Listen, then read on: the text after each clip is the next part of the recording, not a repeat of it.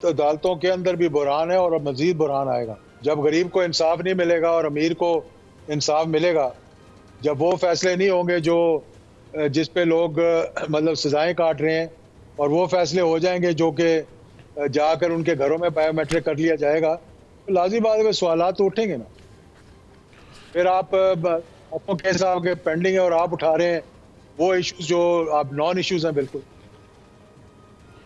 तो ये मतलब क्या इस इजाजुल्लाह साहब, ये अभी आपके ऊपर भी एक संगीन बात आ रही है एक कि जी, जी। आपके हवाले से शौकत बसरा हैं आपके, जो वहाँ से इलेक्शन लड़ा पाकिस्तान तहरीक इंसाफ से, वो ये कहते हैं फार्म 47 आपको, बल्कि कहते हैं कि आप धांधली से आए हैं। बल्कि आपके जो दूसरे उम्मीदवार हैं मुस्लिम लीग नून वाले, उनका भी नूरुल हसन तनवीर, उनका भी दावा है आपके हवाले से। उनकी गुफ्तगू भी सुन लें ज़रा। मैं चाहूँगा कि आप एक लम्हे के लिए ज़रा गुफ्तगू सुन लें कि वो आपकी जीत के बारे में क्या कहते हैं। तो आप जैसा कदावर सियासतदान इनको जवाब इस तरह से क्यों नहीं देते? आपकी इस बात पे खामोशी दिखाई देती है, या मैं नहीं सुन सका आपका मौक़िफ़ इस पे? अगर मैं उन्हीं को जवाब देने लग गया जिनकी पहचान ही कोई नहीं है, जो अपने वालिद की कब्र पे तो कभी गए नहीं, जो मेरी वालिद की कब्र पे आके वहाँ पे आके प्रेस कॉन्फ्रेंसें करते हैं, तो मेरे लिए तो शर्म से डूबने का मुकाम है अगर मैं इनके साथ मुकाबला करूँ। मतलब दे आर नोबडीज़ बेसिकली। कौन है शौकत बसरा जो कल आसिफ जरदारी को गालियाँ दे रहा था, उससे पहले नवाज शरीफ को गालियाँ दे रहा था।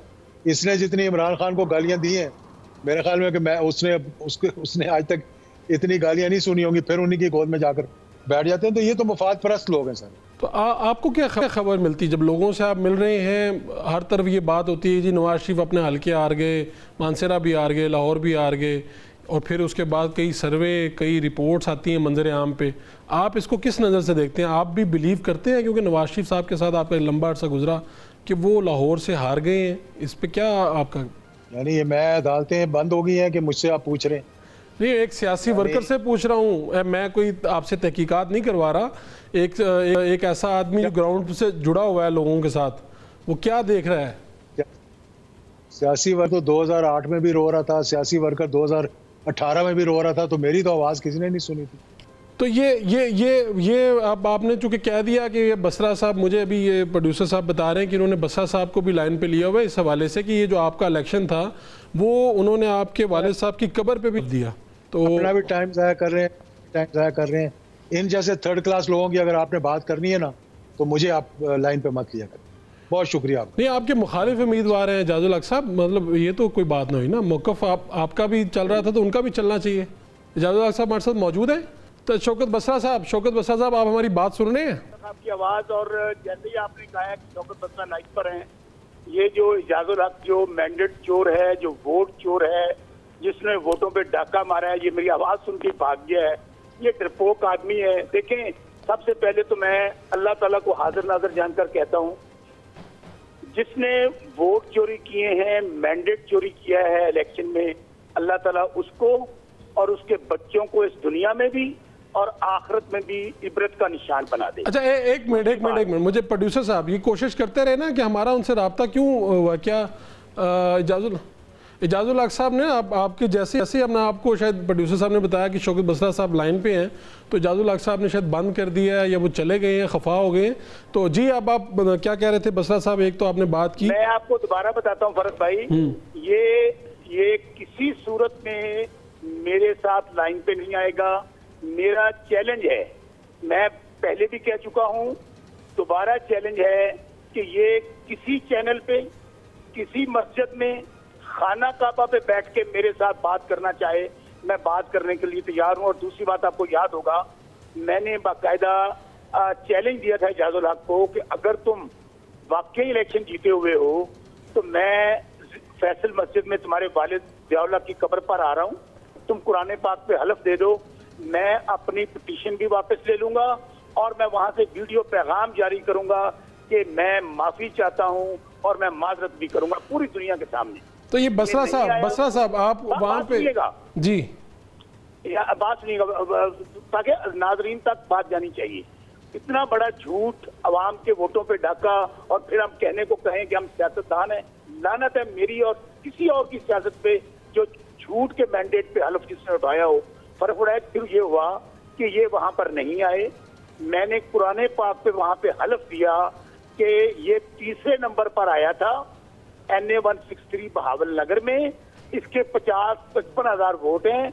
दूसरे नंबर पे वहां पे मुस्लिम लीग नून वाले नूरुल हसन तनवीर हैं, और अल्हम्दुलिल्लाह अल्लाह पाक ने नबी के सदके, इमरान खान के सदके, लोगों ने कहा जान अल्लाह भी वोट खानदा शौकत बसरा, अब तुमने खान से साथ निभाया है, लोगों ने मुझे वोट दे दिया। अब मेरा एक और चैलेंज है, 17 अगस्त को जनरल ज़ियाउल हक की बरसी है, मैं वहां पर जा रहा हूं फॉर्म 45 लेकर दोबारा। पहले दिन के वालिद की कब्र पर फॉर्म 45 रख रहा था, इनको आप ले लें और इनको कहें उस दिन ये मुझे वहां पर हलफ दे दें, तो मेरे भाई मेरा दोबारा भी चैलेंज कायम है। मैं पूरी कौम से माफी भी मांगूंगा, इससे भी माफी मांगूंगा और अपनी पिटीशन भी वापस ले लूंगा। चलें, अभी तो हमारे प्रोड्यूसर साहब जो हैं वो मुसलसल रब्ता कर रहे हैं और शायद आगे से उन्होंने ये इनकार किया है कि वो शायद आपके साथ बात नहीं करना चाहते। वो समझते हैं कि अभी हमने सवाल भी किया था तो वो इसीलिए इनकारी पर हैं कि शौकत बसरा को आप शायद क्यों लाइन पे ले रहे हैं, यही प्रॉब्लम चल रहा है। तो आप कह रहे हैं 17 अगस्त को ज़ियाउल हक साहब की बरसी पे आप दोबारा से उनकी कब्र पे जा रहे हैं और वहाँ पर जाके चैलेंज दे रहे हैं। जी बिल्कुल, ये इसको चला दें आप, ये मेरा चैलेंज है। दूसरी बात, दोबारा फर्क जब कभी भी आप, इसको मैं दोबारा रिपीट करता हूँ, ये किसी मस्जिद में आना चाहे, ये किसी अदालत में आना चाहे, ये सुप्रीम कोर्ट में आना चाहे, ये खाना काबा में आना चाहे, अल्लाह के घर से बड़ा घर तो नहीं है।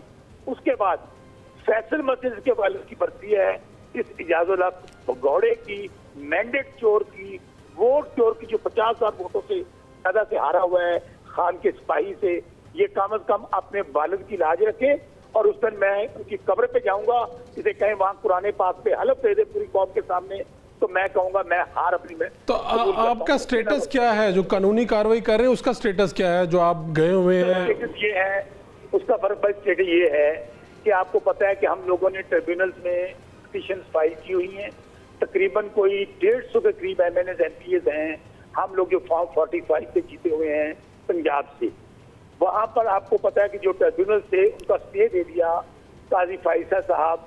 आपको पता है कि काजी फाइसा साहब ने हमसे बल्ले का निशान छीना, और जो कुछ इलेक्शन में रिगिंग हुई वो हमारे रिटर्निंग अफसर हों, हमारे लेवल प्लेइंग फील्ड हो, सब के सब हमारे, तो वहां से हमें मोहब्बतनामे मिले। बाद में काजी साहब ने कहा मैंने तो बल्ले का निशान जो है उसकी गलत तशरीह की चीफ इलेक्शन कमिश्नर में, तो उसके ऊपर से फिर आर्टिकल 6 लगना चाहिए था। अब सूरत ये है कि जो अच्छे रेप्यूट के जजेस हैं लाहौर हाई कोर्ट के, उन लोगों को मुकर्रर किया था जस्टिस शहजाद साहब ने, और ये उनको काम नहीं करने दे रहे।